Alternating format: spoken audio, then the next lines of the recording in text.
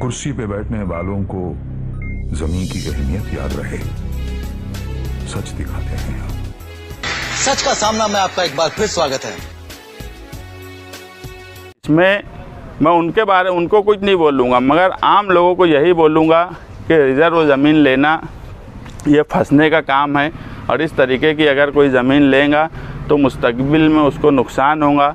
आप लेंगे blazer, jacket, वैवाहिक कपड़े, kurta pajama, hoodie, sweater, jeans, trouser, lower, shirt, T shirt, girls jeans, girls top, men's for girls, men's wear, girls wear, children wear एक ही छत के नीचे किफायती दाम पर मिलते। देखो, इस बारे में मैं क्या बोलूँगा। निहाल साहब हमेशा बोलते थे लोभी गांव में लबाड़ भूखा नहीं मरता। हम हमेशा से रिजर्व ज़मीन को बेचने के खिलाफ रहे हैं। मालेगांव शहर में अगर ज़मीन का धंधा सबसे पहले कोई करता था तो साजिदा मैडम करती थी।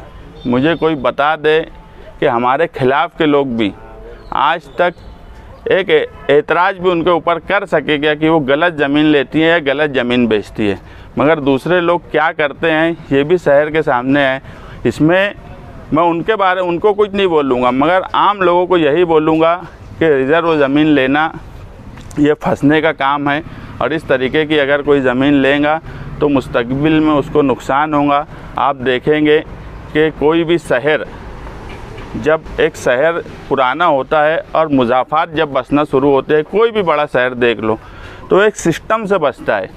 मगर मालेगांव शहर में आप देखेंगे मुज़ाफ़ात कोई तरीके से सिस्टम से इसलिए नहीं बस रहा है कि जो ज़मीन बेचने का धंधा कर रहे हैं वो बोगस धंधा करते हैं। इस तरीके से ज़मीन बेची जा रही है कि आप मुज़ाफ़ात देख लो, यहाँ तक कि हाईवे के उधर लब्बैक होटल की तरफ भी जो ज़मीन बेची जा रही है वो कोई सिस्टम से नहीं बच रहा है। जबकि शहर का मुज़ाफ़ाती हिस्सा हमेशा एक अच्छे ढंग से बसाया जाता है और वो लगता है कि एक नया शहर बस रहा है। मगर हमारे शहर की बदकिस्मती इसलिए है कि सियासी लोग ज़मीन का धंधा जो करते हैं वो लोगों को फंसाते हैं, और उनका तरीक़ाकार इतना गलत होता है कि गरीब आदमी को समझ में नहीं आता। मैं कई जगह गया तो रोड तक वो लोग बेच डालते, लेआउट तो करते, लेकिन जब जाने आने का मामला होता है पूरे मुकम्मल बस्ती नहीं तो लोग इधर से उधर से चले जाते। मगर जैसे ही मुकम्मल बस्ती होती है तो उनको समझता है ये तो रोड से यहाँ भी घर बना हुआ है, तो मालूम पड़ता कि इसको भी बेच डाला बेचने वाले ने। तो ये शहर को फंसाने का काम किया जा रहा।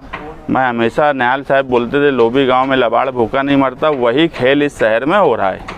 मुस्तकिल भाई, उधर जो है आबादी काफ़ी ज़्यादा हुई, तो वहाँ कब्रिस्तान बनना चाहिए या नहीं, इस पर आपका क्या कहना है? कब्रिस्तान बनना चाहिए, ये तो हमेशा से डिमांड रही और हर सियासी पार्टी की डिमांड रही, हमारी भी रही, वहाँ के लोगों की भी रही। कब्रिस्तान तो बनना ही चाहिए ना। आबादी, निहाल साहब ने रिजर्वेशन किया था 2004 में, जब पहले मेयर थे। उस वक्त का रिजर्वेशन अगर जो भी है तो उस वक्त समझ बूझ के रिजर्वेशन किया गया होगा कि आने वाले वक्त में क्या आबादी बढ़ने वाली है, किस हिस्से में बढ़ने वाली है, उस हिसाब से अगर रिजर्वेशन किया गया है तो ये बात बराबर है कि जो मालक है उसका ओरिजिनल, उसको भी कारपोरेशन खरीदी ले।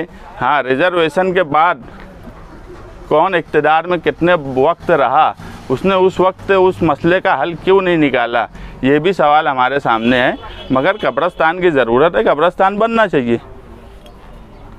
कब्रिस्तान बनने की हिमायत में है मतलब?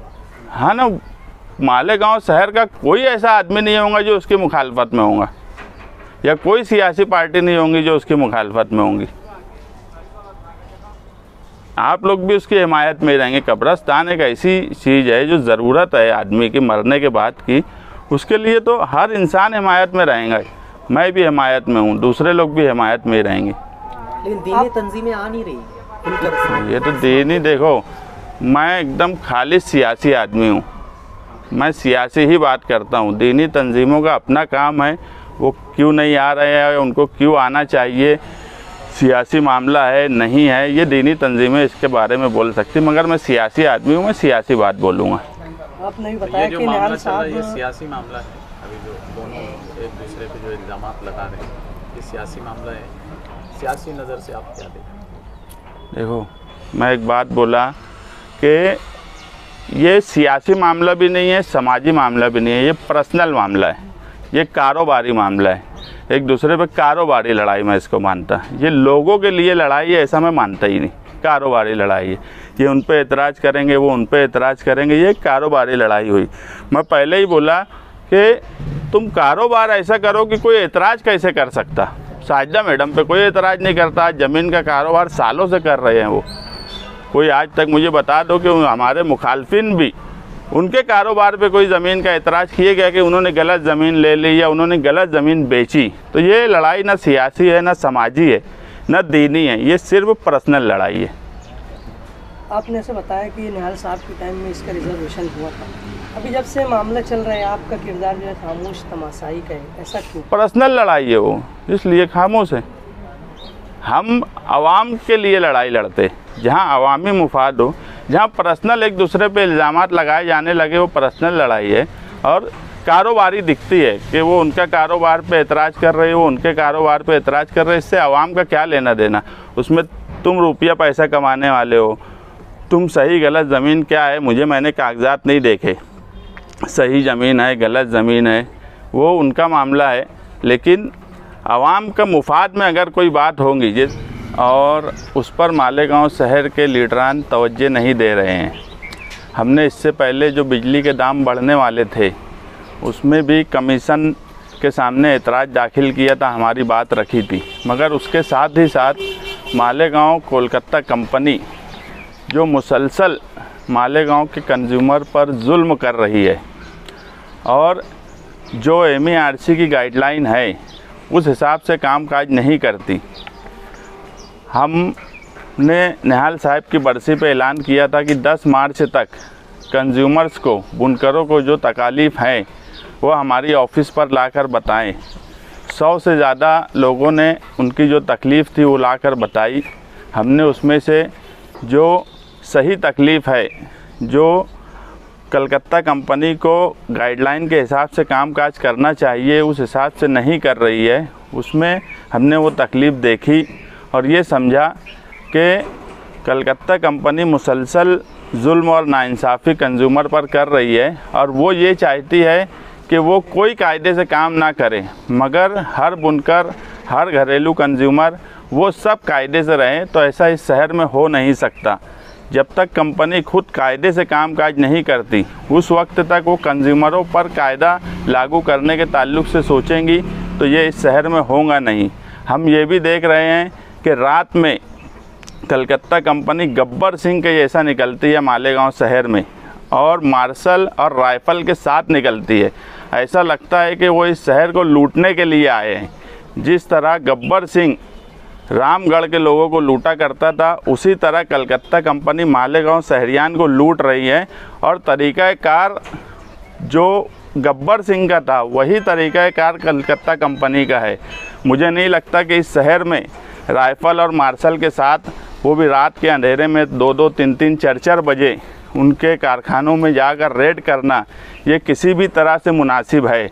आने वाले वक्त में रमज़ान है, अगर इस तरीके से कलकत्ता कंपनी कामकाज करेंगी तो हमें भी गब्बर सिंह से मुकाबला करने के लिए हमारी फ़ौज तैयार करना पड़ेगी और ऐसे हालात में लॉ एंड ऑर्डर ख़राब होगा तो इसकी ज़िम्मेदारी कलकत्ता कंपनी की है। अगर कलकत्ता कंपनी को लगता है कि कहीं पर कोई गलती कर रहा है तो उसके लिए वो दिन में आ सकती है, जो कारखाने का मालिक है उसको बुलाकर जो कार्रवाई करना है वो कर सकती है।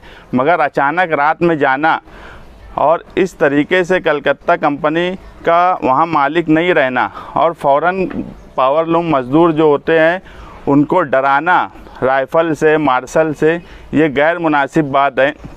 हम तमाम एक कारखानेदारों से भी गुजारिश करेंगे कि अगर वो रात में कारखाने में नहीं है और इस तरीके से कार्रवाई करने के लिए कोई आता है तो अपने मज़दूरों को बोल दें कि कारखाना बंद कर दें और वहीं पर धरने पर बैठ जाए और उनको घुसने ना दें। लेकिन वो अपने कामकाज नहीं करती। हम 21 मार्च बरोज़ मंगल को स्क्वायर बिल्डिंग के पास धरना देंगे, ज़रूरत पड़ी तो स्क्वायर बिल्डिंग की ऑफ़िस का घेराव भी करेंगे। हमारे कुछ मुतालबात हैं जो हम लिख कर उनको भी देंगे, डिपार्टमेंट को भी देंगे, प्रांत ऑफिसर को भी देंगे, क्योंकि कुछ लोगों की शिकायत हमारे पास ऐसी आई है कि अगर कोई शिकायत के लिए कंज्यूमर वहाँ एप्लीकेशन देता है तो वो एप्लीकेशन भी वो लोग रिसीव करके नहीं देते। इस वजह से हमने कुछ लोगों को प्रांत के पास भेजा एप्लीकेशन लेकर कि आप वो नहीं ले रहे तो प्रांत ऑफिसर को दो और सही सिक्का लाकर हमको दो। ऐसे भी एप्लीकेशन आए हैं। अगर कोई एजेंसी कंज्यूमर की शिकायत भी ना ले तो ये गैर मुनासिब बात है। आज उन्होंने जो उनकी शराइत थी उस हिसाब से 3 साल से ज़्यादा का वक्फा हो चुका कंपनी को मालेगांव शहर में। इंफ्रास्ट्रक्चर के ताल्लुक से हर साल 20 करोड़ रुपया उनको खर्च करना चाहिए था ताकि इंफ्रास्ट्रक्चर शहर में सही हो जाए, मगर आप देख रहे हैं